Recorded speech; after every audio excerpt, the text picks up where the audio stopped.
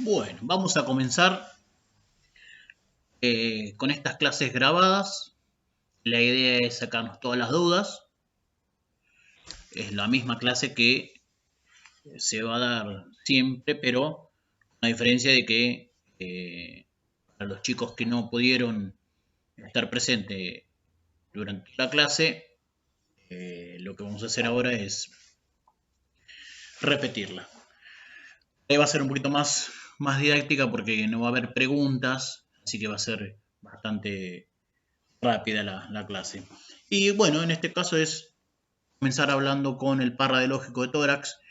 Es una proyección tan común y tan frecuente hoy por hoy. Para empezar a hablar de tórax, habría que entender algo. Hay que recordar una proyección lograda de manera incorrecta técnicamente confunde al médico. Si confunde al médico, puede tomar decisiones erróneas. Así que lo que vamos a lograr en esta clase es hablar mucho de los criterios técnicos. ¿Sí? ¿Cuáles son los criterios de evaluación que indican que una placa de tórax, el par radiológico de tórax frente perfil, cumple los criterios técnicos y está en condiciones de hacer la entrega de dicho estudio? Lo que vamos a hacer con este video es tratar de responder estas 14 preguntas. Estas 14 preguntas del tórax frente y perfil hablan de criterios de evaluación y de anatomía radiológica. Recuerden que es importante saber anatomía radiológica porque si no sabemos anatomía radiológica es imposible que sepamos criterio de evaluación. Así que anatomía radiológica y criterios van de la mano. Bien. Entonces, vamos a hablar, creo que va a ser un poco más que nada un repaso. Vamos a hablar un poquito de lo que es continente y contenido. ¿Sí? Y recuerden que una placa de tórax, en realidad toda proyección, se comienza la lectura sistemática de continente a contenido. Significa que de externo hacia interno es la lectura sistemática de una placa, de una tomografía o de una resonancia. Recordemos que todo lo que es continente, ¿sí? Es todo lo externo al tórax. Y estamos hablando de estructuras óseas y partes blandas.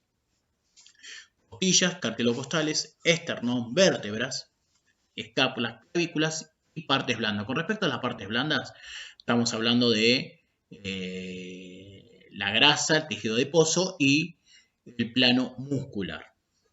Y con respecto al contenido, si bien todo el contenido de un tórax no se va a poder visualizar en una placa de tórax, pero la mayoría sí, como por ejemplo los grandes vasos, la sombra, que en realidad vamos a ver sombras, la sombra de los grandes vasos mediastinos se va a poder observar, la tráquea, el esófago, el conducto torácico, si bien forma parte del mediastino, no lo vamos a poder observar en una placa de tórax. El músculo cardíaco sí, tejido adiposo, nervios no vamos a poder visualizarlos, la pleura y el parénquima sí.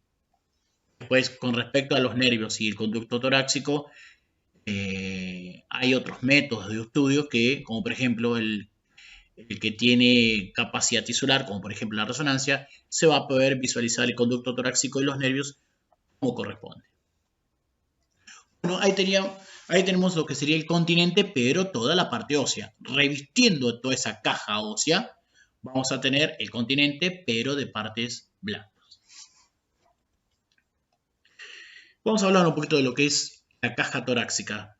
Recuerden que la caja torácica, las 4 funciones importantes son: protege los órganos vitales internos, resiste las presiones negativas internas, soporte del peso de los miembros superiores, aporta anclaje a la mayoría de los músculos que mueven y mantienen la posición de miembros, como por ejemplo tórax, cuello, abdomen y la espalda o el dorso. Esas son las 4 funciones principales de la caja torácica. Respecto a las aberturas de la caja torácica, vamos a tener dos, una superior y una inferior. Tiene un nombre anatómico que sería el opérculo. Opérculo es abertura. Entonces vamos a tener opérculo superior y el opérculo inferior. Son las aberturas de la caja torácica.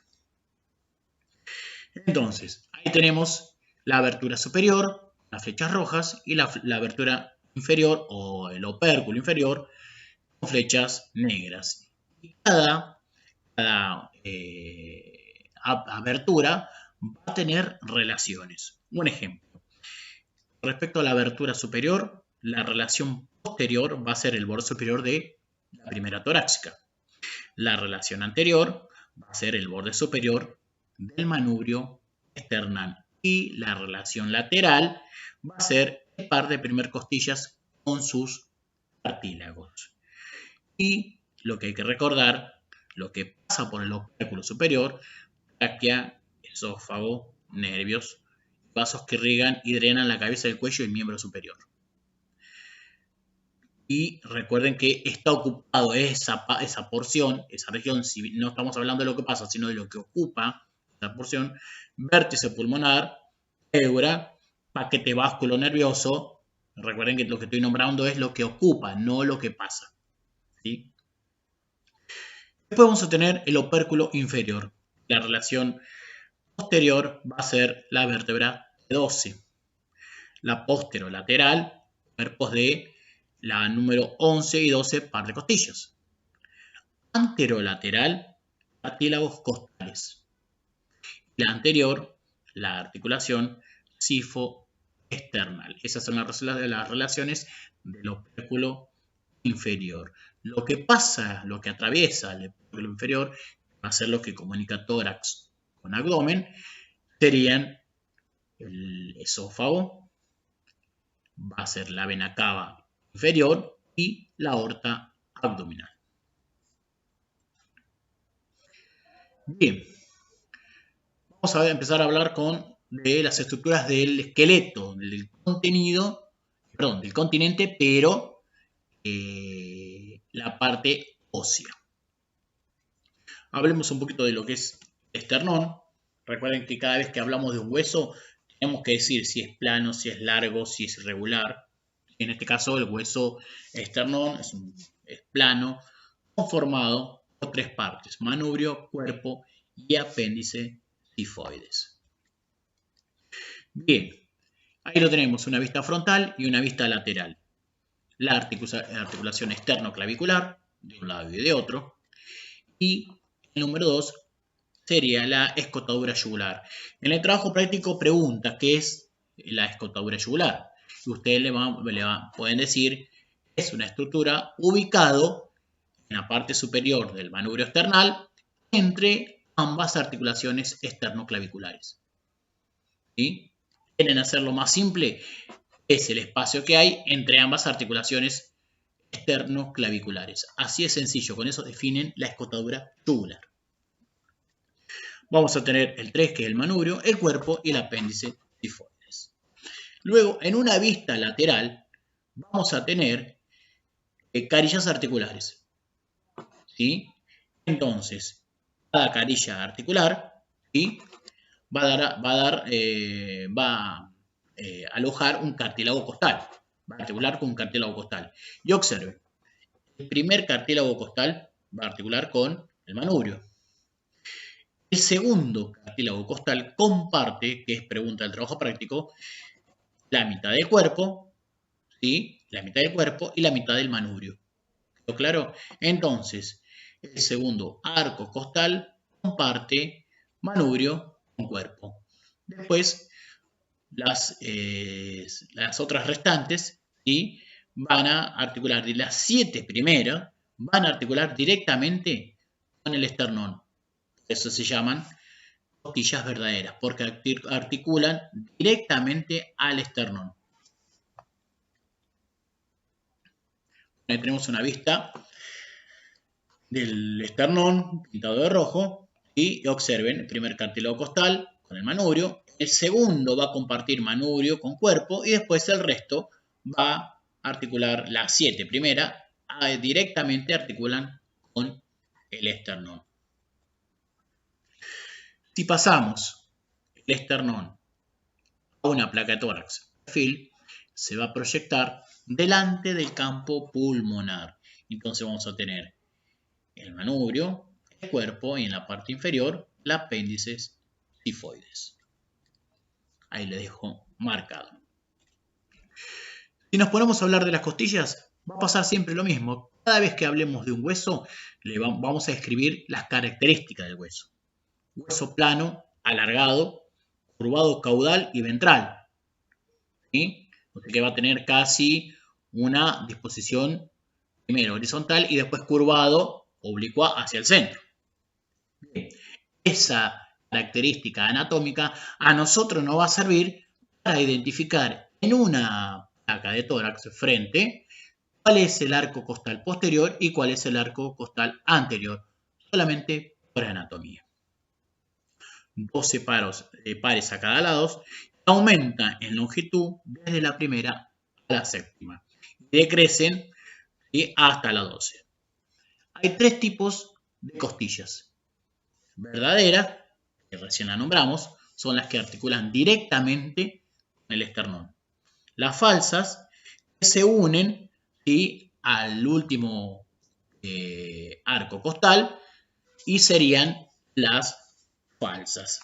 8, 9 y 10. Directamente 8, 9 y 10 se articulan con la séptima, el séptimo arco costal. Recién ahí al esternón. O sea que se unen al esternón de manera indirecta. Esas son falsas. Y después vamos a tener las flotantes. Las flotantes son las que no tienen relación con el esternón. La número 11 y 12. Respecto a las características de las costillas, hay 2 tipos. Las típicas y las atípicas. Respecto a las típicas, cuando uno dice típica, recuerden que también lo vamos a nombrar en las vértebras, son las estructuras óseas que tienen estructuras comunes, ¿sí?, a cierta cantidad. ¿Sí? Un ejemplo, de la número 3 a la 10 tienen características típicas. En cambio, la 1, la 2, 11 y 12 tienen características particulares. Solamente esas 4 tienen características que ninguna del resto la tienen. Por eso son atípicas. Entonces, cuando tienen características comunes, son típicas. Cuando tienen características atípicas, son las que no se relacionan, que solamente tienen estructuras muy, muy particulares. Que solamente esas 4 la tienen, en este caso. Entonces, ahí tenemos una costilla atípica y toda costilla atípica, la característica va a ser que una extremidad anterior, tiene un cuerpo y una extremidad posterior y anterior, como dije. Entonces, yo tengo la numerada, esa es la extremidad posterior, nace acá, hacia posterior en la vértebra, llega hasta el plano axilar, se curva, donde tiene un ángulo, después hace una disposición oblicua descendente hasta llegar al cartílago costal.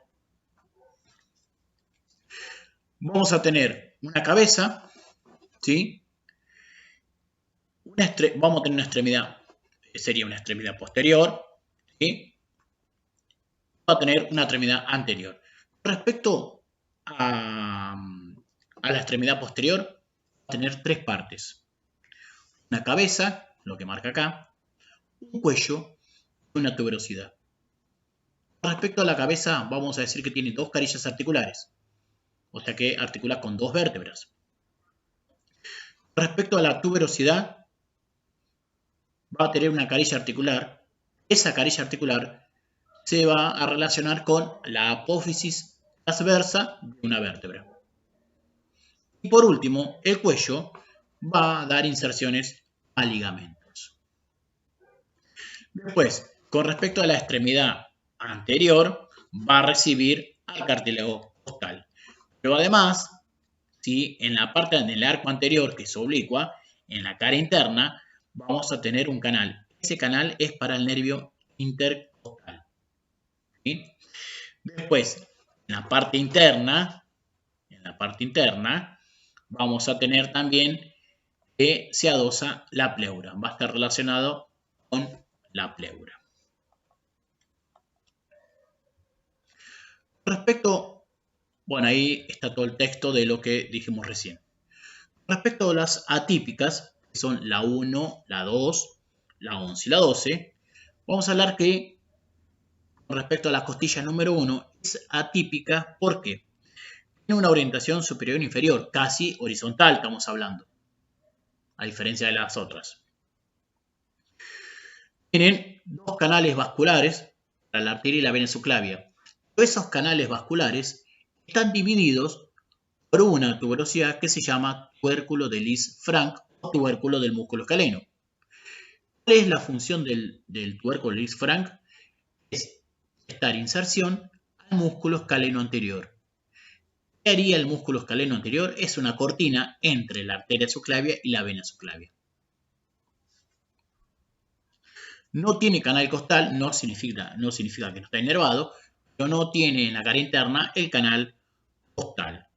Tiene solamente una carilla articular en la parte posterior, solamente una nada más, así que articula con la primera vértebra nada más. La extremidad anterior es rugosa porque va a prestar inserción al ligamento costoclavicular. Esas son las características principales de la primera costilla. Respecto a la segunda costilla, también pasa lo mismo que la primera. No tiene canal, en realidad no tiene canal costal en la parte interna. No estoy diciendo que no está inervado. ¿Sí? Y va a tener una tuberosidad para el músculo serrato mayor. Respecto a la costilla número 11 y 12, solo una carilla articular en la cabeza, solamente una. Significa que va a articular solamente con una vértebra, a diferencia de las típicas que articula con dos vértebras. No va a tener carilla en la tuberosidad. Si no tiene carilla en la tuberosidad, significa que no va a articular con la apófisis transversa de la vértebra. ¿Sí? Ambas se diferencian por los ángulos posteriores y son cortas. Ahí está el gráfico. Bueno, está el gráfico, la primera costilla, la segunda costilla, la 11 y la 12.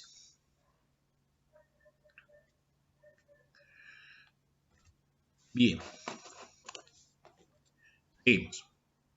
Bueno, ahí está el gráfico de la primera costilla, ¿sí? Esta es la región posterior, la región anterior. Y acá voy a tener el surco para la vena subclavia. Recuerden que primero hacia interno está la vena subclavia, hacia externo está la arteria subclavia. Los dos canales vasculares. Y en el medio, tubérculo del escaleno o tubérculo de Liszt-Frank, donde se va a insertar el músculo escaleno anterior. Como ven, acá pasa lo mismo. Surco vascular, y esto que está acá es el tubérculo de Liszt-Frank. Observen acá, abajo yo tengo vena subclavia, arteria subclavia. Lo que divide la arteria de la vena es este músculo que está acá, es el músculo escaleno anterior. Se va a insertar el tubérculo de Liszt-Frank. Hace una especie de cortina, de límite entre la vena y la arteria. Ahí se los dejo marcado. Bien, ahora si pasamos la anatomía de la costilla a una placa de tórax frente, vamos a ver que yo le dije a ustedes que nace hacia posterior de manera horizontal. Cuando llega al plano medio axilar, hace una orientación ventral, pero de manera oblicua. Por consiguiente, los arcos costales horizontales son posteriores, los oblicuos son anteriores. ¿Sí? Bien, también va a ser un reparo anatómico para nosotros para saber si él está bien inspirada. ¿Por qué? Porque yo tengo que ver 10 arcos posteriores y 6 anteriores encima del diafragma. Eso me indica que está correctamente inspirada. Estaba la otra opción también. Yo debo contar entre 8 y 10 espacios. Yo tengo 1, 2, que es 4, 5, 6, 7, 8, 9 espacios intercostales encima del diafragma. Recuerden que tanto los espacios intercostales como los arcos posteriores y anteriores tienen que estar encima del diafragma para decir que está correctamente inspirada. Respecto a la columna dorsal, en una placa de tórax, podemos tomar como referencia el pedículo, que son lo que están los laterales, la apéndice y la apófisis espinosa, para decir que el paciente se rotó. Entonces yo digo, de la apófisis espinosa al pedículo derecho e izquierdo, la distancia tiene que ser equidistante. Si no está equidistante, significa que el paciente se rotó. Si yo lo transporto a un perfil, lo que puedo visualizar de la columna dorsal, recuerden que no es la proyección ideal porque el rayo no incide directamente ahí, vamos a ver los cuerpos vertebrales más centrales de las dorsales y vamos a ver pedículo y agujero de conjunción, pero los más centrales. Respecto a la ubicación de las clavículas, en una placa de tórax, frente, posterior, anterior, vamos a ver que va a ser una disposición oblicua descendente.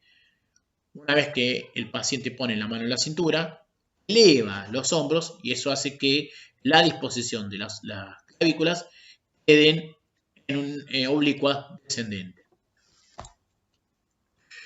Ahora, la articulación esternoclavicular tiene que estar equidistante y eso nos indica que el paciente no se rotó. Así que tenemos dos opciones para decir si el paciente se rotó o no. Una sería articulación esternoclavicular equidistante y la otra sería la distancia que hay entre la apófisis espinosa y los pedículos en ambos lados simétricos. Bueno, como ven acá, la rotación del paciente, la articulación esternoclavicular no está equidistante. Respecto a las escápulas, si el paciente, estamos hablando de los criterios de evaluación siempre y cuando el paciente colabore. Si el paciente colabora, las escápulas se tienen que proyectar fuera de los campos pulmonares. Si yo tengo que visualizar las escápulas en un perfil de tórax, vamos a tener dos imágenes longitudinales encima y proyectados encima de la columna. Eso serían la anatomía radiológica de las escápulas en un perfil de tórax.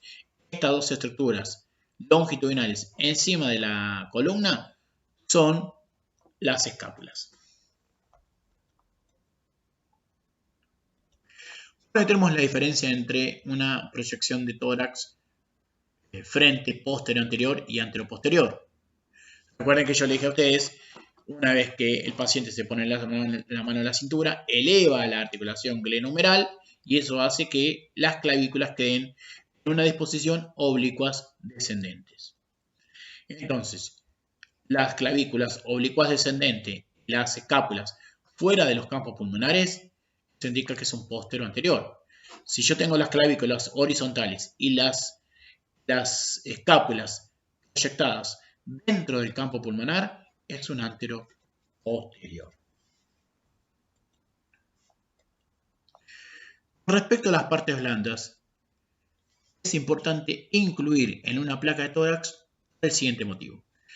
Yo necesito incluir desde el ápice pulmonar hacia arriba 5 centímetros, desde la base pulmonar hacia abajo 5 centímetros y desde la parilla costal, la parte externa, la parilla costal, hacia los laterales 5 centímetros. ¿Por qué motivo? Porque se tiene que visualizar el esternocleidomastoideo, la sombra vertical. Yo tengo que visualizar la sombra horizontal, que es el músculo trapecio. Yo tengo que visualizar la sombra lateral, que es el músculo pectoral mayor. Tengo que visualizar 5 centímetros debajo del diafragma. ¿Por qué? Porque tengo fondo de sacos. El pulmón no termina ahí. Tengo el fondo de sacos que se prolonga hacia abajo y podemos encontrar líquido. Entonces, debo incluir todas esas regiones. ¿Por qué debo incluir la parte superior? Que puedo encontrar enfisema subcutáneo. ¿Por qué debo incluir el plano muscular lateral, en este caso el pectoral mayor? Porque es muy común que encontremos nódulos en la región axilar. Bueno, como ven en esta imagen, yo veo en el plano muscular, ¿sí?, una imagen radiolúcida. No tiene que haber nada radiolúcido. Si yo me transporto a la placa anterior, observen, no tengo nada radiolúcido. En esta imagen tengo imágenes radiolúcidas en el plano muscular superior, en el plano muscular lateral. O sea que en el pectoral mayor, en el trapecio y en el esternocleidomastoideo tengo imagen radiolúcida.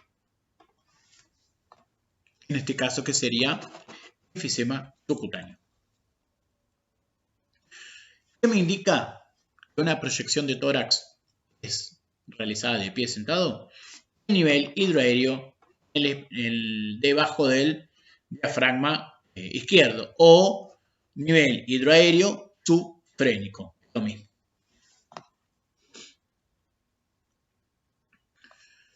Con respecto a las sombras mamarias, hay que tratar de lograr, ¿por qué?, ambos campos pulmonares sean asimétricos. ¿Por qué? Porque el criterio de evaluación te indica que ambos campos pulmonares tienen que tener la densidad homogénea.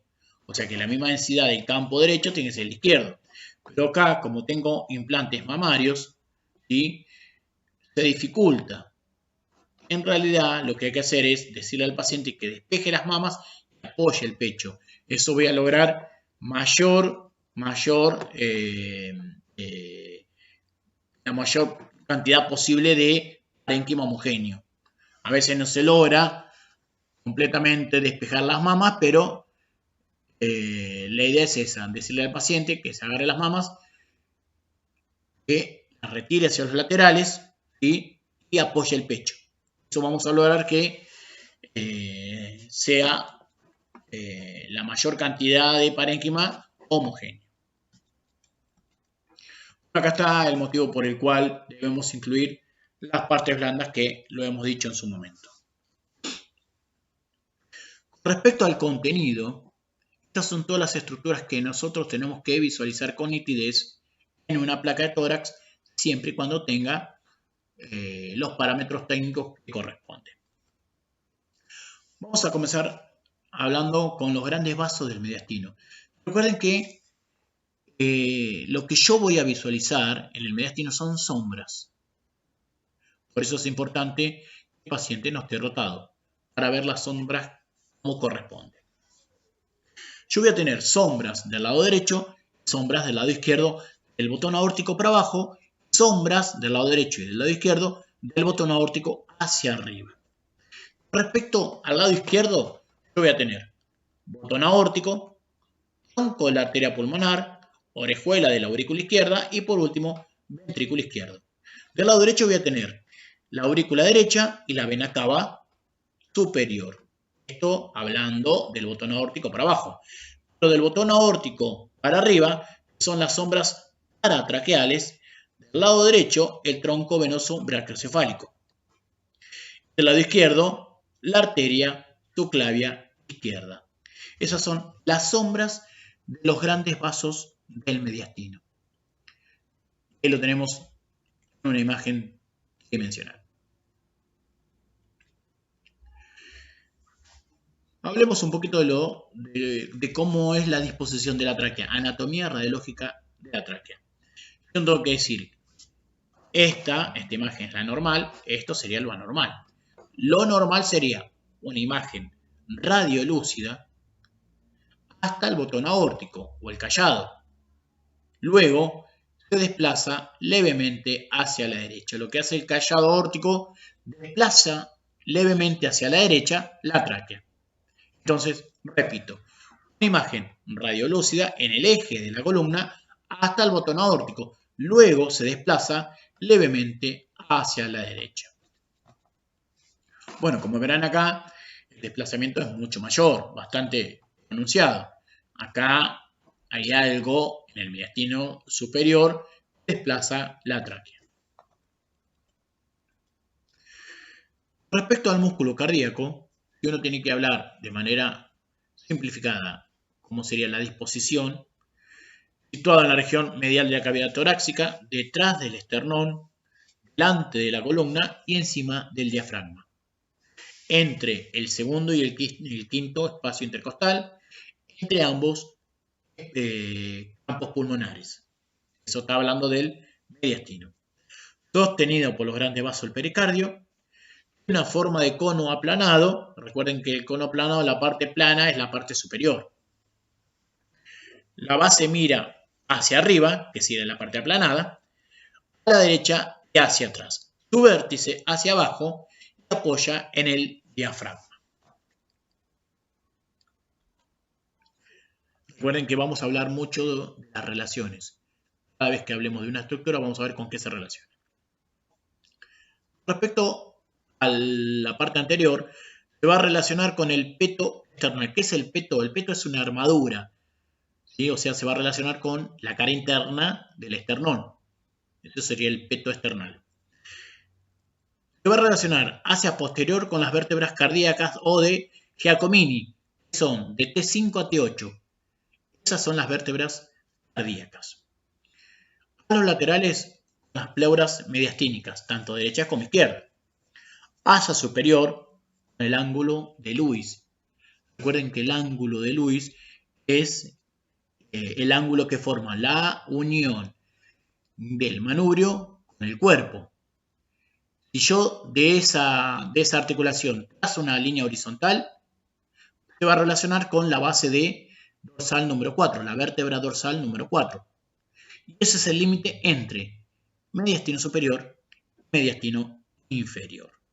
Y hacia inferior con el centro frénico del diafragma. Estas son las relaciones del músculo cardíaco. Con respecto a este gráfico, es para demostrar cuando el tórax, en realidad la zuleta cardíaca está más alejado de la placa, hay un agrandamiento del músculo cardíaco. Por eso, nunca hay que valorar los diámetros del corazón en un anteroposterior. Al estar alejado, va a estar ampliado las medidas. Así que siempre para tener las medidas dentro de los parámetros normales, se hace en posterior anterior y a 1,80 m.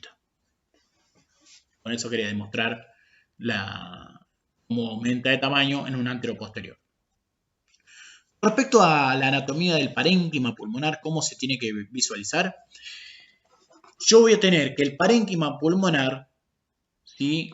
¿Cómo se forma el parénquima pulmonar? ¿Con cuál sería la anatomía radiológica del parénquima pulmonar? Sería el contraste negro del bronquio, de la inspiración, se llena la parte respiratoria de aire, y la trama vascular, que sería la opacidad encima de lo radiolúcido. Si yo puedo demostrar esa cantidad de aire en el pulmón y las ramificaciones, las opacidades encima de la parte respiratoria, significa que tiene buena técnica.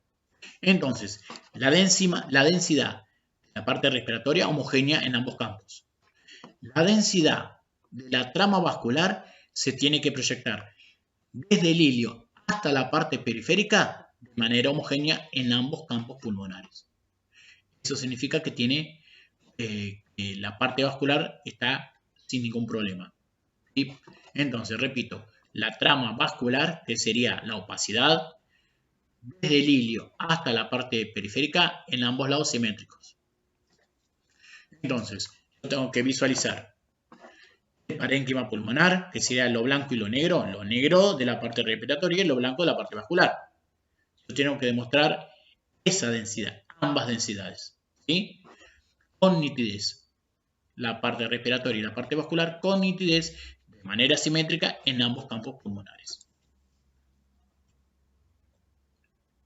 Bueno, acá está lo que dijimos en una oportunidad. Indica que está bien inspirada. 10 arcos posteriores y 6 anteriores encima del diafragma. Si no cumple eso, yo envío la placa de esta manera, me va a sospechar patologías. Ensanchamiento del mediastino, como vemos acá, engrosamiento iliar, cardiomegalia y velamiento basal. Eso me simula una placa mal inspirada. Bueno, acá está mostrando una placa con revelado automático, convencional, donde tengo, que acá está subexpuesta, significa que falta técnica. No puedo valorar en este caso la pleura. Si hay un engrosamiento o una calcificación de la pleura, no lo veo. En esta otra imagen veo que está sobreexpuesta. Significa que si tiene un enfisema o tiene un hemotórax, no puedo valorarla con esta técnica. Es imposible. Aquí tengo la diferencia entre digital y convencional. Recuerden que es el único criterio que no comparte digital con convencional.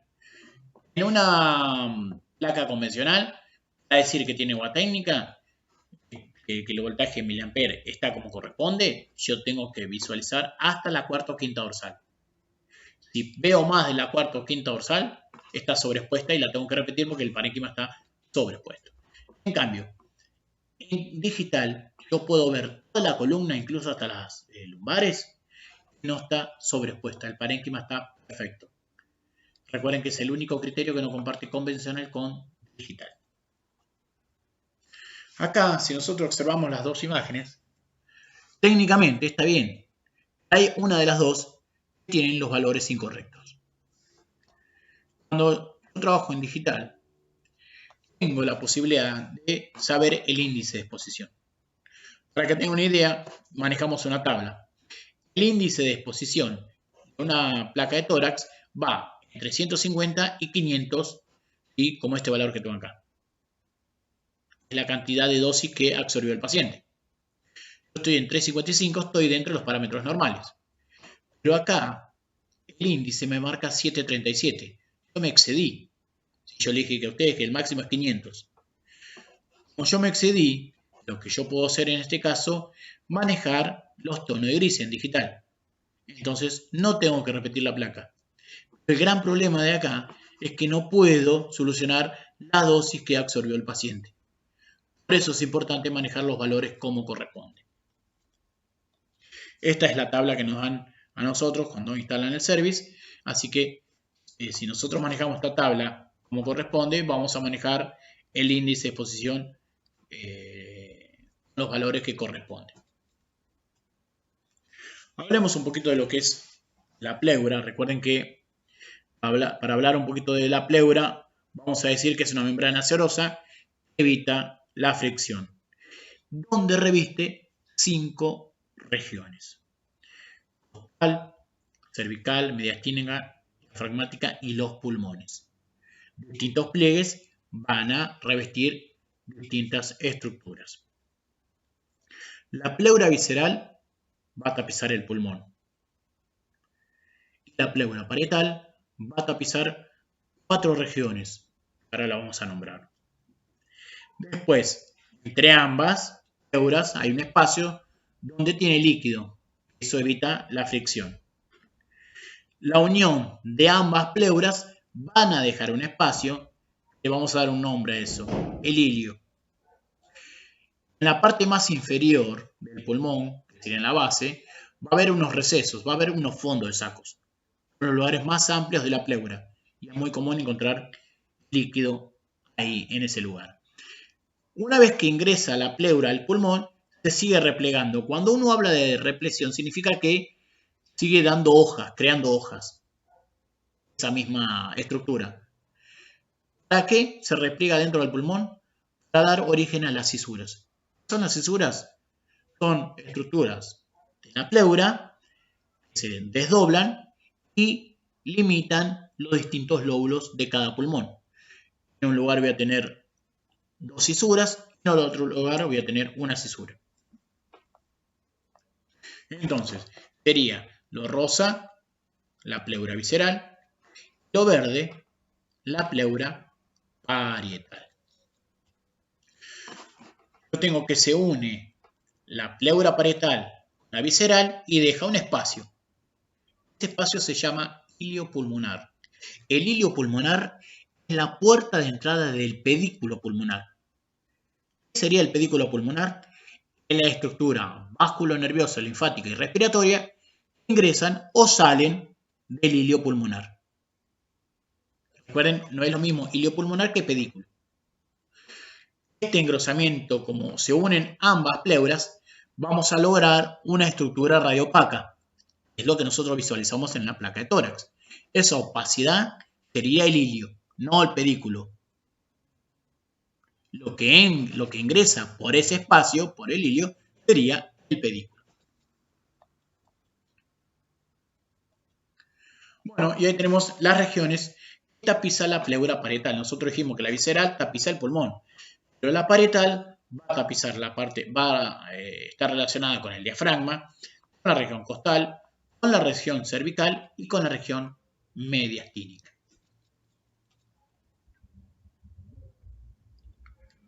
Bueno, ahí tenemos los recesos que yo les decía a ustedes.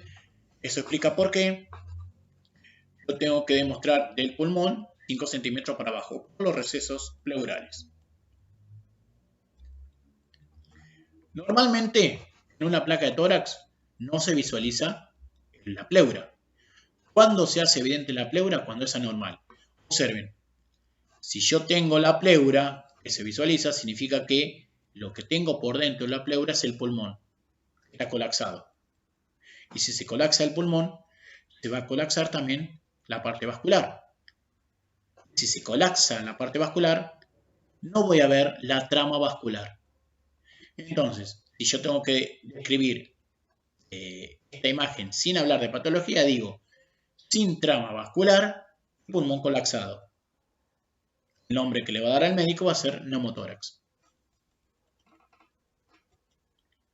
Bueno, está explicando lo que es la pleura. Recuerden que la anatomía del ilio, ¿sí?, es lo que dijimos recién. Es el espacio que deja cuando se unen ambas pleuras. Observen, esta opacidad que vengo acá, ¿sí?, del lado derecho y del lado izquierdo, corresponde al ilio. Se unen las dos pleuras y queda esta opacidad. Esto sería el ilio pulmonar. Esta es la forma cóncava que tiene ambos ilios. El ilio derecho está mucho más abajo que el izquierdo, es más vertical, a diferencia del izquierdo que es horizontal.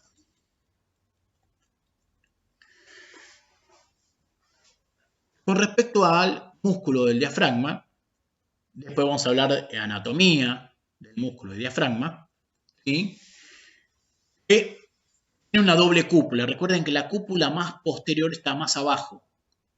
Por eso, insisto, nunca debemos cortar justo en la base pulmonar. Siempre tenemos que darle 5 centímetros para abajo. Con respecto al músculo diafragma, va a estar relacionado con 3 estructuras óseas, que es el esternón, la región costal y la región lumbar. Va a tener inserciones en esas estructuras óseas. Con respecto a los orificios que ya lo hemos nombrado, van a ser 3.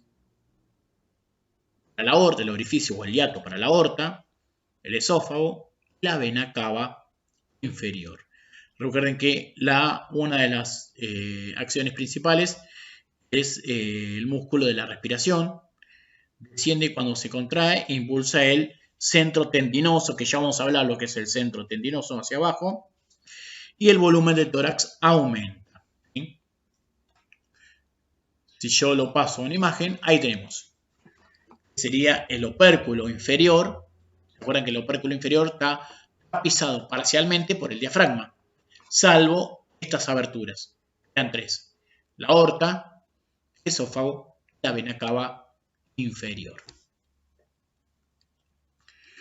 Si yo tengo que hablar de anatomía radiológica del diafragma, voy a decir que tiene forma de cúpula, diafragma derecho más elevado que el izquierdo.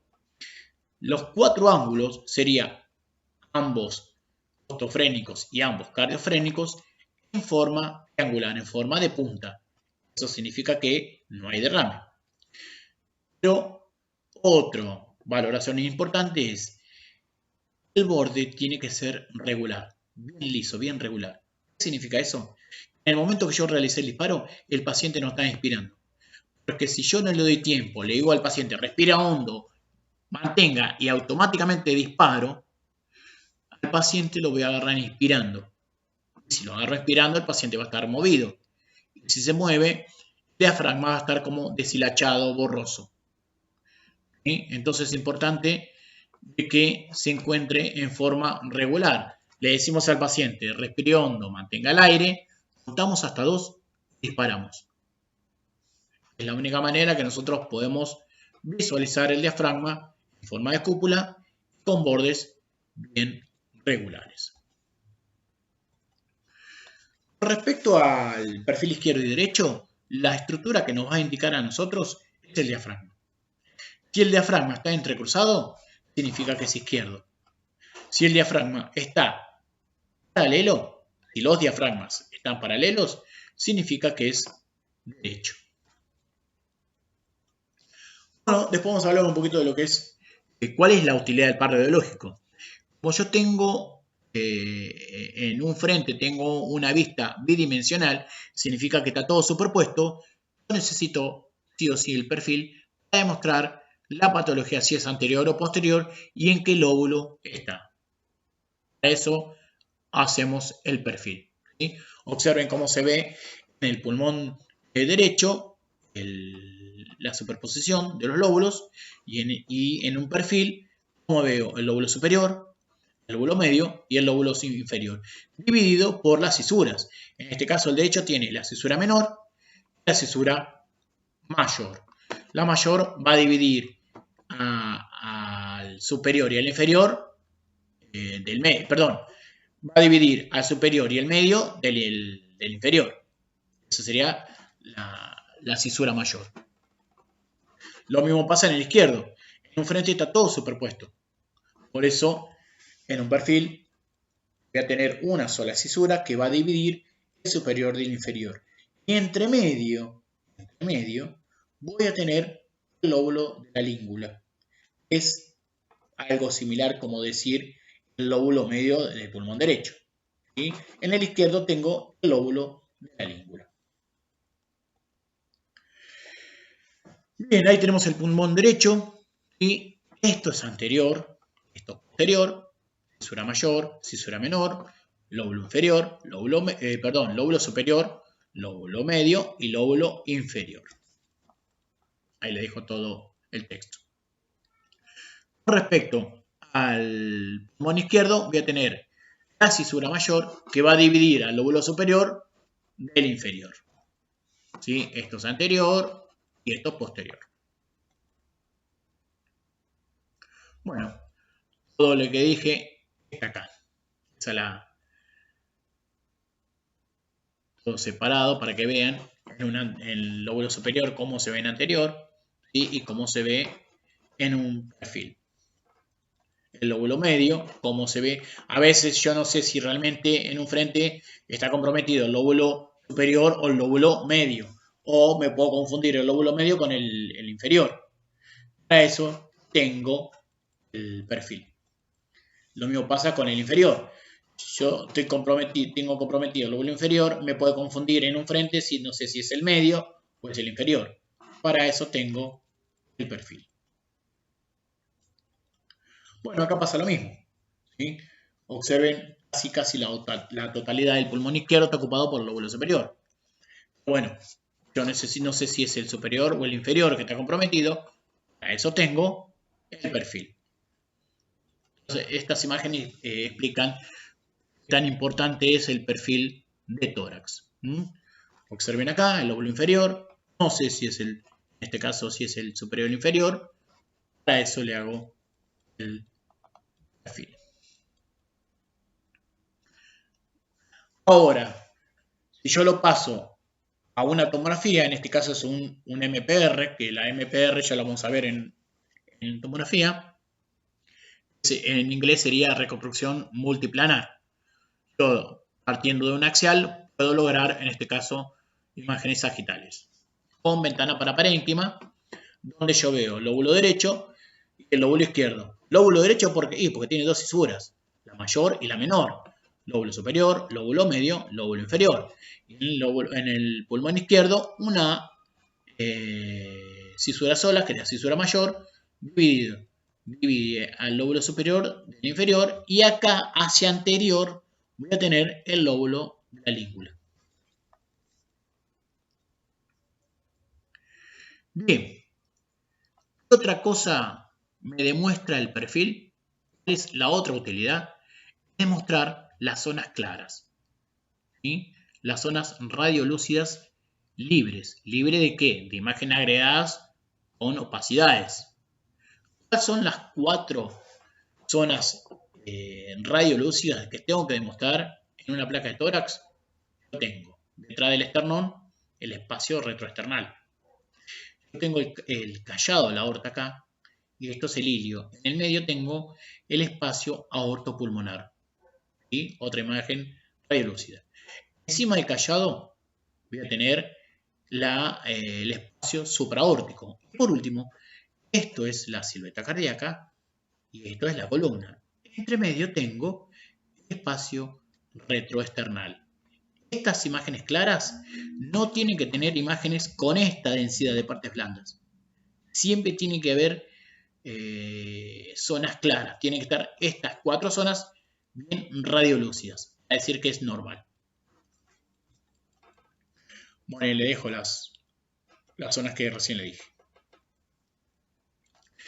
En un perfil derecho es muy común que yo vea una sombra triangular. Esa sombra triangular corresponden al desagüe de la vena cava inferior. La vena cava inferior, una vez que pasa por el hiato, ¿sí?, que perfora el diafragma, va directamente a desaguar a la aurícula derecha, en la parte inferior. Así que el trayecto del diafragma a la aurícula es bien corto.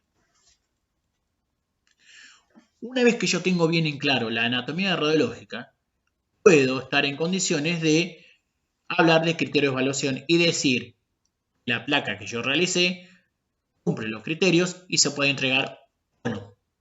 Entonces, para la proyección de frente, posterior, anterior, tengo estos 7 criterios que lo tengo que tener siempre en cuenta. Y para el perfil de tórax pasa lo mismo. 5 criterios que a mí me indican que el perfil está correctamente estricto. Bueno, ahí tenemos una imagen del lóbulo, esta es la imagen normal del lóbulo ácigos. Con respecto al lóbulo de la vena ácigos, es un trayecto anormal de la vena ácigos. La vena ácigos normalmente tiene un trayecto del mediastino posterior. Una vez que llega a la altura del bronquio fuente derecho, pasa por encima y desagua directamente en la vena cava superior. Pero cuando hay una variante anatómica, en lugar de ir por el mediastino posterior, llega a la altura del bronquio, no, va detrás por el pulmón o por detrás, se mete entre medio del pulmón, queda como dividido en 2 lóbulos el pulmón. En realidad sería el trayecto de la vena que se abre camino por el pulmón hasta buscar la vena cava. Queda esta imagen en forma de gota. Otra imagen anormal, esto es normal, esta es anormal. Observen que del lado derecho yo no tengo la sombra mamaria. Y corresponde a una mastectomía derecha. Otra imagen mostrando un neumotórax iatrogénico. Observen que yo en la parte superior, en el lóbulo superior izquierdo, no tengo trama. ¿Sí? Con respecto al neumotórax iatrogénico, es muy común que el técnico haga el control de una vía central o de una yugular en terapia o en coronaria, ¿sí?, para demostrar si hay neumotórax o no. Ahí tenemos un neumotórax traumático, sería un tórax inestable porque tengo enfisema subcutáneo, aire en el plano muscular, colapso pulmonar, no tengo trama, tengo falta de continuidad de arcos costales, ¿sí?, todo relacionado con un trauma. Y ahí tenemos una neumonía con patrón alveolar. Yo tengo que describir esa imagen sin hablar de neumonía. Voy a decir una opacidad de forma triangular con vértice en el ilio y la base en la pared costal. Y en esa opacidad tengo imágenes longitudinales radiolúcidas. eso corresponde al broncograma. En ningún momento yo hablé de patología. Describí la forma de la imagen, nada más. Eso en realidad es lo que va a hacer uno. Describe la anatomía de lo que ve y no le da nombre, de patología. Para eso está el médico. Ahí tenemos, ¿sí?, el velamiento de la base derecha, velamiento de la base izquierda, ¿sí?, y acá está borrado el ángulo costofrénico. Borramiento del ángulo costofrénico, y acá pasa lo mismo, borramiento del ángulo costofrénico con un nivel. Eso el médico le pone un nombre y le dice que es un derrame pleural. Pero ustedes en ningún momento hablaron de patología.